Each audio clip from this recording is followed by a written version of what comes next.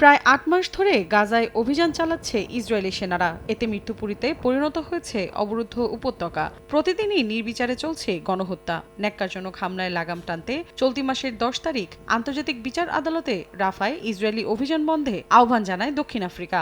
আবেদনের ওপর শুক্রবার অবিলম্বে গাজার লাইফলাইন খ্যাত রাফায় সামরিক অভিযান বন্ধে নির্দেশ দেয় আইসিজে।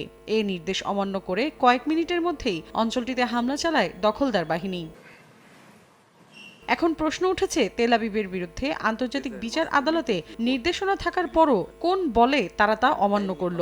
ইসরায়েলের বিরুদ্ধে ধ্বংসযজ্ঞ চালানোর পরিষ্কার তথ্য প্রমাণ থাকার পরও কেন আন্তর্জাতিক আদালতের আইনের প্রয়োগ কঠিন হয়ে পড়ছে? বাধাটা কোথায়? এ বিষয়ে বিশেষজ্ঞরা জানান, আন্তর্জাতিক বিচার আদালতের নিজের ক্ষমতা প্রয়োগের কোনো এখতিয়ার নেই, কিন্তু তাদেরও নিজস্ব কোনো পুলিশ বা সামরিক বাহিনী নেই। তাই জাতিসংঘের নিয়ম অনুযায়ী নিরাপত্তা পরিষদের কাছে বিষয়টি হস্তান্তর করা হয়। তখন গুরুতর বিষয়টির বিরুদ্ধে অস্থায়ী ব্যবস্থা গ্রহণ করেন তারা। নগদে ৫০০ টাকা বা তার বেশি পেমেন্টে পেতে পারেন ঢাকায় জমিসহ ২০ কোটি টাকার পুরস্কার। That we will see some kind of resolution at the Security Council around technically, enforcing this judgment by using Chapter 7 powers to order Israel to end its offensive in Rafah. And so that's the option. Clearly, the big problem with that is the UN, or the US rather, veto on the Security Council.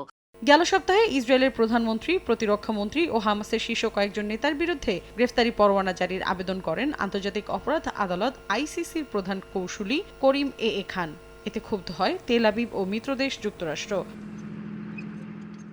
তেল আবিবের বিরুদ্ধে গণহত্যার অপরাধে মামলা দায়ের করে দক্ষিণ Africa. তবে দেশটির এমন অভিযোগকে মিথ্যা, আপত্তিকর এবং নৈতিকতার বিরুদ্ধে বলে তা প্রত্যাখ্যান করে ভূখণ্ডটির প্রধানমন্ত্রী বিনিয়ামিন নেতানিয়াহু। তেল আবিবের দাবি, নৈতিক মূল্যবোধের সঙ্গে সামঞ্জস্য রেখে এবং আন্তর্জাতিক আইন মেনেই নিজ ভূখণ্ড ও নাগরিকদের রক্ষা করার অধিকারের ভিত্তিতে কাজ করছে নেতানিয়াহু প্রশাসন। মৌসুমী সাথী, সময় সংবাদ।